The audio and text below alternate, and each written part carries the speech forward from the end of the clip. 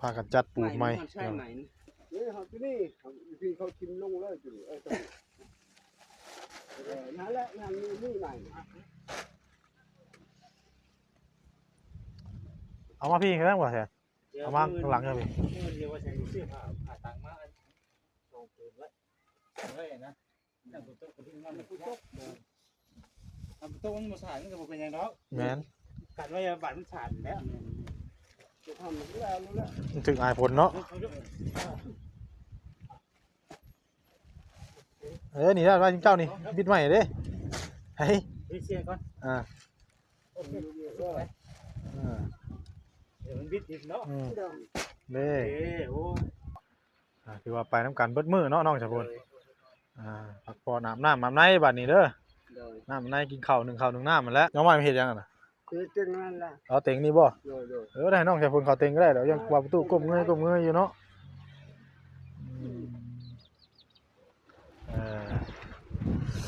หนาวที่ประตูกินข้าวแล้วบ่มื้อนี้กินแล้วฮะก็กินข้าวกับพี่ช้างปลาคอหน่อยคอเขา3ตัวเขาให้ปลาคอหน่อยปิ้งกินบัดนี่บ่พอต้มว่าให้ทุกคนกินนึงชอบต้มปลาคอเนาะปลาคอน้อยนะหากยาดีนี่สรุปแล้วนะทางหน้าบ้านเพิ่นว่าบ่ฮับประตูเว้ยน้องเวยนะคุณสงสารได้ยินคำตอบทั้งเบาหล่ากับเบาเพิ่นเว้าจะฟังอยู่ว่าเพิ่นโทรไปหาทั้งเพิ่นพุ่นแล้วสรุปแล้วก็บ่ได้มาเนาะประตูเนาะก็เสียใจอยู่อยากให้เพิ่นมาอยู่เนาะประตูเนาะขออยากให้มาเป็นลูกนี่ครูใส่พ่นอยู่แล้วโดยพี่น้องเนาะเปิดภาพมามื้อนี้ก็พบพ่อกันอยู่เฮือนลุงโจยหรือว่าน้องสายพลพี่น้องเนาะทางเสาเพิ่นก็มาฮอดหรือว่ามาลงเป็นที่เรียบร้อยพี่น้องเนาะ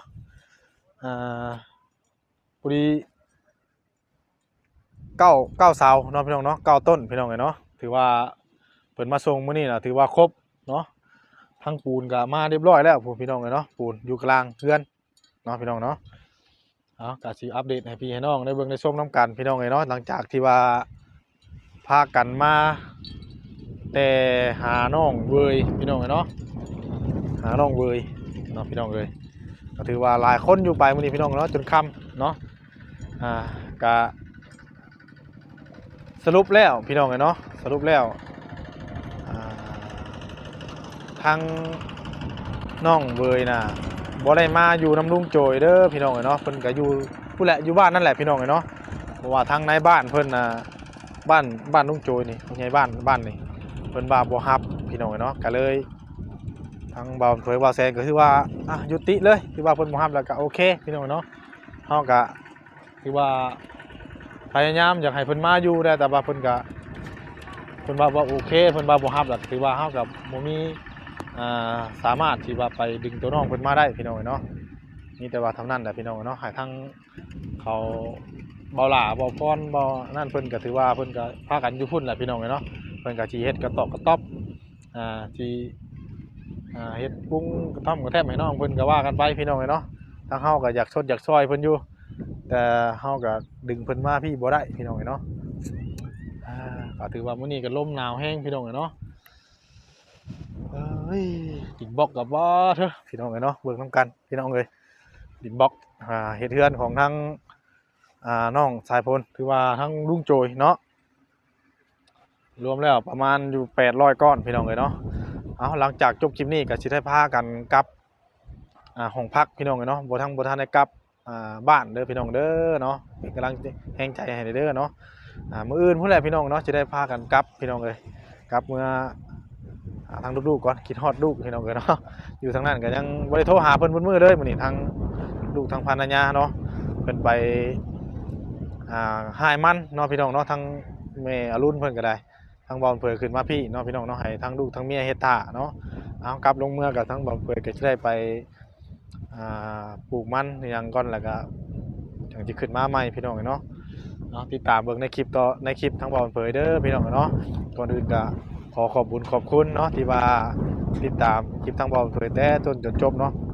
ทั้ง FC พี่น้องว่าสิอยู่ในประเทศแล้วก็ต่างประเทศเนาะพี่น้องเนาะที่เป็นกำลังแห่งใจทางบ่าวเผยเนาะให้คลิปดีๆคลิปต่อไปเนาะพี่น้องเนาะ พี่น้องเอ้ยไปเราสิเข้าไปโอ้ลมทั้งประตูโจยก่อนพี่น้องเอ้ยเนาะมาฮอดแล้วเนาะเพราะว่าบ่ได้น้องเบยกลับมาพี่น้องเอ้ยเนาะไปพี่น้องเอ้ยถือว่าเสาเฮาก็มาเรียบร้อยพี่น้องเนาะทั้งเสาแล้วก็ทั้งปูนทั้งบล็อกเฮทรายถือว่าเรียบร้อยมีแต่ว่ามื้ออื่นนี่ให้ทั้งว่าแซมว่าสิให้ทั้งสร้างเพิ่นมาดำเนินการเรื่องเฮ็ดเฮือนเฮ็ดซานของทางน้องสายพลเพิ่นพี่น้องเอ้ยเนาะหนาวแห้งอีดีพบพ้อกันตอนค่ำๆมื้อนี้พี่น้องเอ้ยเนาะมานำกันเฮ้ยปูนพี่น้องเอ้ยเนาะ20 สอบเนาะ20กระสอบพี่น้องเอ้ย20 สอบหนาวแท้อันนี้ฮึโอ้ยน้องสายพลสบายดีน้องสายพลกินข้าวบ่ พากันมาจนหิวข้าวหิวน้ำพี่น้องเอ้ยเนาะกินข้าวยังกินแหละตำหุ่งตำหุ่งเนาะหนาวแห้งอีดีได้โดยสบายดีอิ่มแล้วบ่อิ่มแล้วอิ่มแล้วเพิ่นว่าเนาะแล้วบ่ได้นึ่งข้าวนึ่งน้ำบ่มื้อนี้ประตูเพิ่นมาก ำลังมาแล้ววะ กำลังมาบ่จุพื้นจุไผ่หนึ่งด้วยก็ได้เพราะว่านั่นพื้นจุไผ่จะอุ่นจุไผ่พิงนี่พื้นจุไผ่พิงนี่ฮะเด็กของยิงชายพี่น้องเนาะ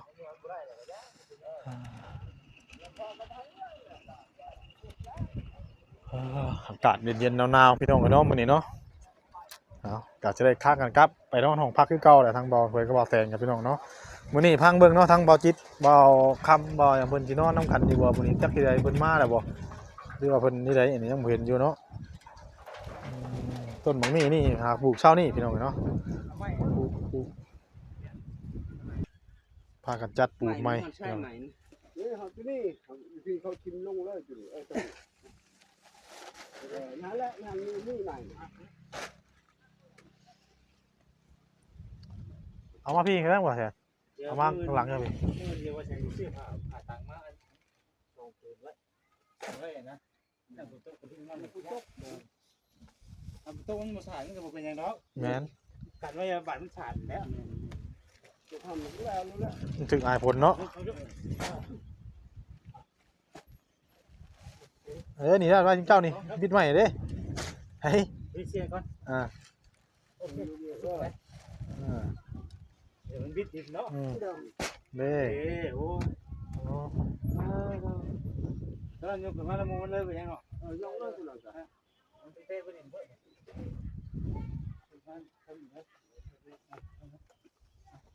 เนี่ยน้องจ๊อก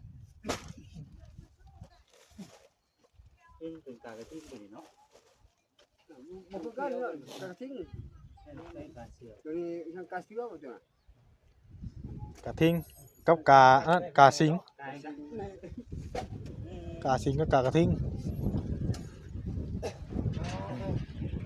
โอเคเรียบร้อยไปพูดแรงกว่าบ่มีโอ้ยเนาะ ปูแรงบ่มีบ่ บ่บ่มี เอาที่ได้ใช่ป่ะ พอจะช่วงเลยอย่าผิดยาใช่ป่ะว่าพอว่าวันแค่ว่า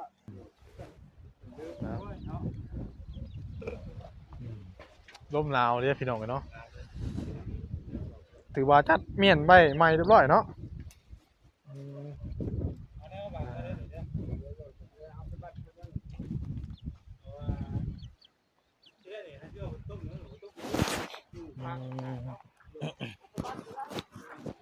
เบิ่งก่อนพี่น้องกันเนาะทางนั้นพดบ่หนาวแท้นี่ลมหนาวได้พี่น้องกันเนาะ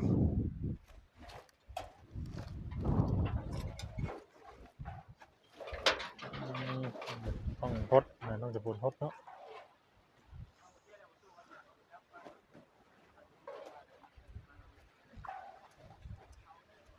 ถือว่า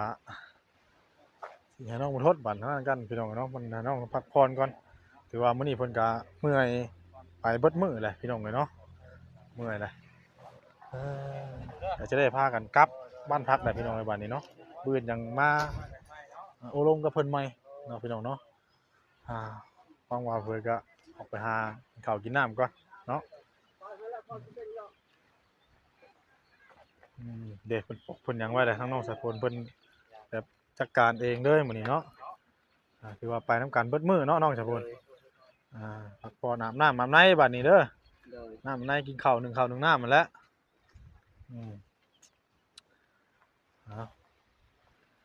สักเสือก็ว่ากันไปเนาะประตูเนาะสบายดีเด้อประตูท่านน่ะสบายดีเด้อกินนี่น่ะ โอ้ย น้องใหม่เฮ็ดยังน่ะ คือจึงนั่นล่ะ เอาเต็งนี่บ่ โดย ได้น้องชายพลเขาเต็งก็ได้เดี๋ยวยังว่าประตูก้มเงยอยู่เนาะ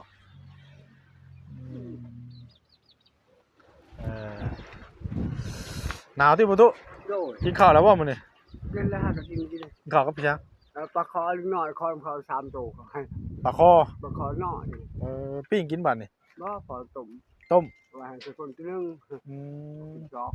ต้มปลาคอเนาะ โดยปลาคอน้อยนี่นะหากยาอยู่นี่ สรุปแล้วนะทางในบ้านเพิ่นว่าบ่ฮับประตูเอ้ย โอ้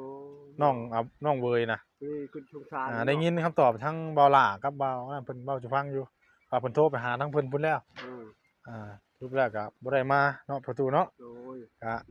เสียใจอยู่อยากให้เพิ่นมาอยู่เนาะประตูเนาะ โอ้ขออย่าให้มาเป็นลูกนี่ครูใส่พ่นอยู่แล้ว มี FC เม่นมาอยู่เมื่อกี้นี่ว่าให้ประตูนั่นไปเว้ามาเป็นลูกบุญธรรมประตูเป็นหยังว่าซั่น พอพอ ไปเพิ่นว่าให้ทางประตูน่ะไปปรึกษากับทางในบ้านนี้มาใหม่นับถือว่าเป็นญาติพี่น้องกันเทื่อเพิ่นให้มาก็มีเนาะ lại là chưa phòสิไปแล้วว่าพอสิไปเบิ่งว่าสิได้หรือบ่ อันนี้เฮาก็ยังบ่ได้คุยแบบซึ่งหน้ากับทางในบ้านเนาะว่าเป็นจังไดเนาะ เดี๋ยวมาพุ่นในบ้านบ่ให้อยู่ก็คือเก่าอีกพอก็อุกทุมน บ่ทางในบ้านนั้นทางบ้านน้องอันนั้นเพิ่นน่ะเพิ่นให้มาอยู่แล้วเพิ่นให้มาแต่ว่าทางในบ้านผู้นี้น่ะเพิ่นบ่รับเอาเพิ่นว่าเนาะก็เลยเฮ็ดหยังบ่ได้เด้ประตูเนาะแต่จริงก็อยากให้ทางน้องเพิ่นน่ะอยากมาอยู่นำประตูอยากมาอยู่น้องสายพลนี่ถ้าว่าเพิ่นมาก็สิพากันขนเครื่องขนของให้รถทั้งบ่ใส่อันมาก็ให้ม้อยพักเช้าประตูนี่ท้าสร้างเพิ่นได้บนอยู่บนเช้าหั่นนะ โอ้ยอยู่เฮือนพอแล้วแหละ เนาะ อยู่กันนี่เลยให้ปลุกเฮือนปลุกซ่านอยู่นี่โลดเพิ่นว่าไงจะนี่เพิ่นสงสารก็จะทุกข์อยู่เป็นผีเป็นน้องเป็นลูกเป็นเต้านี่สิได้ผู้มาเลยนะ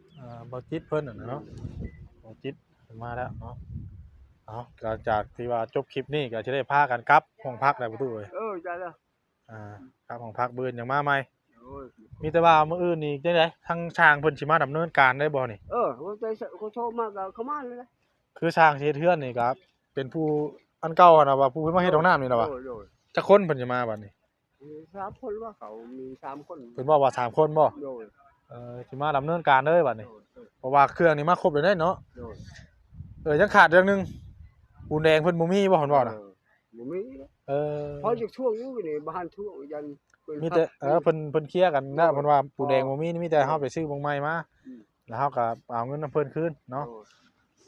บ่เป็นหยังบ่ยากพี่น้องเนาะฮู้จักร้านเพิ่นอยู่มีแต่ว่าสิหามื้อหาวันเริ่มให้สร้างมาตั้งเฮือนแล้วบัดนี้ตามนั้นแล้วประตูเนาะ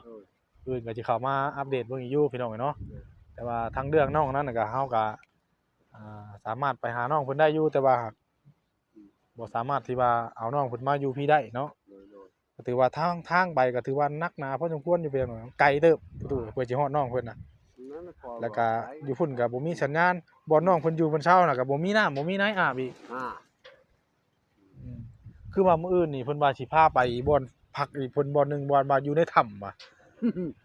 มีถ้ำบ่แถวนี้ประตู ไม่ได้ อยู่ห้วยอยู่หยังมีถ้ำว่ามีงูหยองงูใหญ่ว่าซั่นชาวบ้านชาวเมืองว่ามีงูหยองงูใหญ่ว่าอยู่ไสกันน่ะ พอก็อยู่แล้วว่าหั่นน่ะพอตันไม้ตะตอกพอชานที่เขาอยู่ว่าหั่นฝนตกมากก็พอนอนหั่น นอนในถ้ำฮะ โดดงูเหลือมว่าบักใหญ่ก็พอนบเอาวิทย์นะพ โอ้ อเล่นยังนะ ท่านบ่ โดดทั้งงูจงอ้างนี่หั่นได้ อยู่ถ้ำมันได้ โดด แต่ว่าเพิ่นบ่ได้เฮ็ดหยัง ก็พอ เนาะ เขาบ่ได้ตีบ่ยังนะ นั่นแหละปืนได้ยินว่าพรว่าเพิ่นว่าน้องเพิ่นสิพาไปบ่งที่ว่าเพิ่นนอนอยู่ในถ้ำมัน เพิ่นบอกน่ะมี4จุดเพิ่นนอนน่ะเออพี่น้องเอ้ยน้องจะเพิ่นมากินข้าวบ่ เดี๋ยวเพิ่น กินข้าวแล้ววะ เอาว่า กินข้าวกินหยังแล้วให้เพิ่นน้องพักผ่อนซะเพิ่นไปเพิ่นมื้อแล้วมื้อนี้เนาะกินข้าวกับต้มปลา มาทางกลาง โอ้สบายดีเนาะโอเคตามสบายเพอเฮาไปนำกันเบิดมื้อแล้วมื้อนี้กินข้าวก่อนน้องให้ผมกินข้าวก่อนพี่น้องเอ้ยโอ้บ่จักมาบ่จักไกลเนาะยังข้างเนาะกินข้าวแล้วเกลือข้าวเพิ่นเด้อ เด้อ นำข้าวให้มาหน่อยมายังแน่เพิ่นอยากเข้าได้หาเนาะสำหรับคลิปนี้ก็จะได้ขอตัวจบคลิปแล้วพี่น้องเอ้ยเนาะพบกันใหม่เนาะหากว่าผิดพลาดประการใดก็ขอโทษขออภัย FC พี่น้องเบิดสุขุสุคนเด้อเนาะเบาเพิ่นก็ตามลาพ่อแม่พี่น้องกันเนาะก่อนอื่นก็ขอขอบคุณ FC พี่น้องที่เข้ามาติดตามให้กำลังใจทางเบาบุญเผยแต่ต้นจนจบแล้วก็เป็นคนข้ามโฆษณาเบาบุญเผยเนาะพี่น้องเนาะขอขอบคุณอวยชัยให้พรให้พ่อแม่พี่น้อง FC หรือว่าทางผู้รักผู้ใหญ่เนาะที่เคยอุปถัมภ์ค้ำสู้ทางเบาบุญเผยมากก็ขอให้เพิ่นอยู่ดีมีแรงสุขภาพเข้มแข็งเจ็บอย่าได้ความไข้อย่ามีเนาะมีความสุขกายสบายใจเด้อเนาะพี่น้องเอ้ยเนาะสำหรับคลิปนี้พบกันใหม่ในมื้ออื่นพี่น้องเนาะมื้อนี้ก็ขอลาพ่อแม่พี่น้องไปซะก่อนแล้วขอกล่าวคำว่าสบายดีพี่น้องบ๊ายบาย